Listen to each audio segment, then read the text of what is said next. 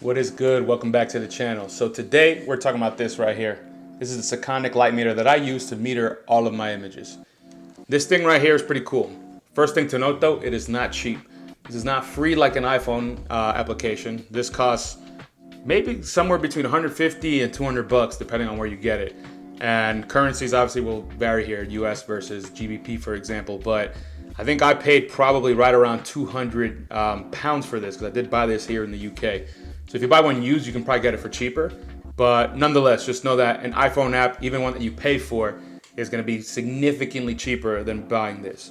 So the key question here is not so much about the tech specs and all that in my point of view. It's should you invest in buying this versus just using your phone and using an app on your phone? And I think for me, the answer is no question, yes.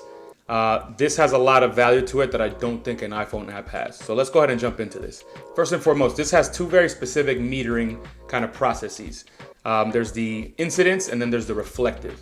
Incidence basically means light that's coming directly into here from the light source itself. So for example, in a portrait shoot in the studio, if you have a studio light like I do right here, this light is coming straight from here onto my face. This would be used to meter that. The reflective mode that this has is basically the way that your iPhone sees it. You just kind of point your phone at the scene and the light that's reflecting from that scene back onto your phone is what's going to determine the exposure. So with this, you can do both. I think it'd be useful to talk about those mechanisms in terms of the style of photography, as opposed to just kind of the methods themselves. So let's start with portraiture. How do I meter portraiture with this? Well, when I have my main light source here, let's pretend we're doing an image of me. This is my key light right here, and then I've got some rim lighting back here. You basically have to choose what your key light is and then start to piece that together with the other things. So if you start with your key light, you put this in incidence mode, which shows this little white kind of diffuser here. You want that on top of the sensor. And then you hold that right here next to the actual key light.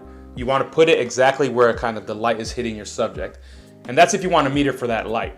If in this lighting scenario I wanted to meter for the shadows of this scene, then maybe I put this over here, because that light is hitting me more here where the highlights are, and then this becomes a bit more shadowy here. Of course, I got a rim light from the window, so it doesn't add up that well, but the point is, this is used to meter either the specific light coming from the source on your highlights, or you can kind of shift over and measure the shadows and see if that's what you want to meter for, especially in a very contrasty scene. Either way, you can put it on both and see what the difference is and maybe split the difference. But for portraits, you pretty much, I would recommend always use it with that right there. Even in natural light. If you're in natural light, that's also what you want to do, because again, the key light is probably the diffuse light from the clouds or maybe even the sun itself. You put it right where that light is and you decide if that exposure is the one you want to meter for or if you want to overexpose or underexpose. So that's portraiture. Let's talk about street photography. With street photography, I actually also use this as well. Some people might say it's better to use the reflective mode, which would be that, but I use this. And the reason I do this is because I tend to shoot street photography in very bright, direct light situations. So what does that mean? If I'm walking towards you and you're the camera person, what do you want to meter for? Do you want to meter for the light that's on my face, or you want to meter for the general light in the area? If the sun is behind you, the photographer, looking at me, that means I'm going to be lit directly here with the light from the sun. So it's almost like a portrait. So in that case, I would literally just hold this in the direction that the sun's coming in. So I'm the photographer now and you are the subject and the sun's behind me coming down towards you. I'm gonna hold this out like this and see how the sun hits it from here, because that's the same sun that's hitting you in the face. That would give me a really accurate metering for the light that's gonna come on your face. If I want to do the opposite, for example, let's say the light is behind you and I want to meter for your face, then in that case, I need to go like this. And in that case, the sun is hitting the back of my Sekonic meter, and on the front is kind of the shaded area, the shadows. That matters a lot because in those high dynamic range scenes, if you meter for one versus the other, you're gonna get a pretty stark difference. So if I meter this way and the sun is behind here and shadow is here, then I'm getting a much more accurate view as to what you're gonna look like in the image, given that the sun is behind you. So, you know, it's a bit more complicated to do street photography that way, but I think it gives you very accurate results, specifically in hard daylight. When it's cloudy outside and it's very overcast, you probably don't have to worry about that as much because the light is extremely even in every direction. You might even be able to just get away with one of those reflective meter readings. It probably works just fine. So street photography is pretty interesting. If you're doing landscape photography with this, then you probably only want to use the reflective capability here, because you know, your scene is probably gonna be very far away from you, and therefore the light that's reflecting off that scene is probably all that really matters. This works great for that, and it probably brings you closer to what an iPhone can do, at least in terms of the how. But I'm assuming this is probably better than an iPhone. I don't know that with any kind of level of certainty, but you know, I'm just gonna go with that, especially because I paid money for it. So yeah, for landscapes and anything that's far away from you, even cityscapes, anything that's just not directly in front of you but farther away, I would recommend using the reflective mode and just pointing this at the scene, and whatever comes in here is what you should meter for. So those are the main scenarios that I usually use this for, and I find that this is very accurate. So that's the capabilities in terms of how this works. I think what I want to talk about now is the experience of using this and why I think this is better than an iPhone. First and foremost, the iPhone is a phone, which means that when you open it, you have to scroll through and find the app that you want to use to meter your scene. That's a lot of steps in order to get there. And you might even have to use both hands, depending on how big your hands are and how quickly you can handle your phone. So that can be kind of annoying and a bit cumbersome, especially let's say if you're on the side of a mountain somewhere, and you know, you kind of want to be very careful not to drop something. You know, it's just, you have to pull out your phone, you have to, you know, do the face recognition or even slide to open it, depending on what phone you have. And you have to scroll to the app, open the app, and then in the app itself, you have to then slide on the screen and kind of change some settings depending on what you're doing. Sometimes my hands sweat, especially if it's hot outside, and the phones get a little crazy with that. So with this, there's no touch screen, there's no sliding, there's no face recognition. It is just buttons. And this is designed to be held in one hand. Especially if you're wearing this, you can put this around your hand, and now you have great security that you're not going to drop this. You can also put it around your neck, which mine, I actually tied it because I don't use it around my neck, so I can't do that right now. But it's in one hand, which means with one hand you can do everything.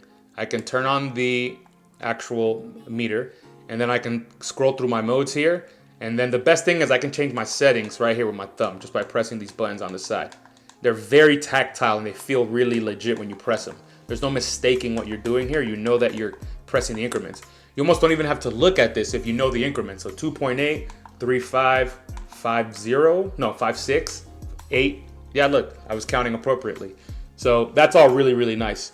And then the thing is, this is small, and it's much smaller than a phone. Well, potentially depends on what phone you have, but it has the convenience of a phone where it's very small and you can slide it into any pocket. So all of those things make this very fast to use and very convenient to use. I don't like using the phone for metering. It's just cumbersome. This, on the other hand, is not cumbersome at all. And this is cheaper than a phone. So potentially, if you're in a kind of dangerous or risky situation and you don't want to pull your phone out to meter because of fear of, I don't know, dropping it or losing it, or, you know, somebody might take it, who knows? That costs a lot more, theoretically, depending on what phone you have, than this. So from an experience perspective, I highly recommend this because it just flows with the process of photography very well. There's one thing this doesn't have that a lot of people feel like they need, and that's a spot meter. So you'll probably see some other Sekonic products that have this kind of lens that you look through and you hold it like this and you look at your scene. That spot meter is used to basically very accurately meter different portions of a scene. You can go to the part of the scene that has the bright highlights, you can go to the part of the scene that has the shadows, and then from there, you can very accurately kind of pick an average or kind of lean to one versus the other. That's great. A lot of landscape photographers love using that, especially people who shoot like larger format, because, you know, you're using really expensive film and you can't bracket, for example, and if you mess up the shot, then you kind of only get one chance or maybe a couple chances. So they want to be very precise. So I totally get that, but I find that for my use case, and I'm assuming a lot of you probably in my kind of use case in terms of being a bit more kind of an everyday shooter, shooting medium format and 35mm, and maybe even shooting a lot. You know, you want to bring this around to a lot of places, especially if you have a camera that is very old and doesn't have any metering.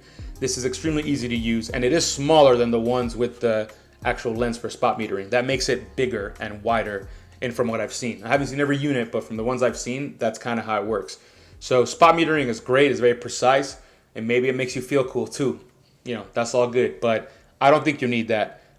Even if you're a very serious shooter. I wouldn't say I'm some kind of like super pro shooter or anything, but I do take my photography fairly seriously, especially when I'm doing portrait shoots and things like that.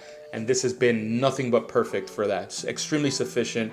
And for portraits, I truly believe like this thing really helps me nail my exposure really well. This works great. Definitely get yourselves one of these if you're interested. And, you know, Other than that, this thing is plasticky. You know, it kind of has a little shake in it when you shake it around. This isn't super dense. It doesn't feel heavy or like really, really secure. If you drop this, it's probably gonna break unless you drop it on grass or something soft. So take care of this, you know, wear the seat belt. That's why they give it to you. Put it around your neck or around your wrist like I do, or even in your pocket, whatever you want. But that'll make sure that you don't drop this and break it. All right, y'all, let me know in the comments. Have you used this? Do you own one of these? I find that a lot of people are asking me questions on Instagram specifically, like how do I meter and why do I use this? So I finally started to think about it a lot more to kind of get my thoughts together. And of course, here's the video. So let me know what you think in the comments. And if you're curious about buying one of these, what other things are you looking at? Do you think you need a spot meter, for example? Because I definitely don't think I do. All right, y'all, I hope you enjoyed the video. If you did, please go ahead and leave me a like. And of course, go ahead and subscribe if you haven't already. To the next video, yo, I'm out.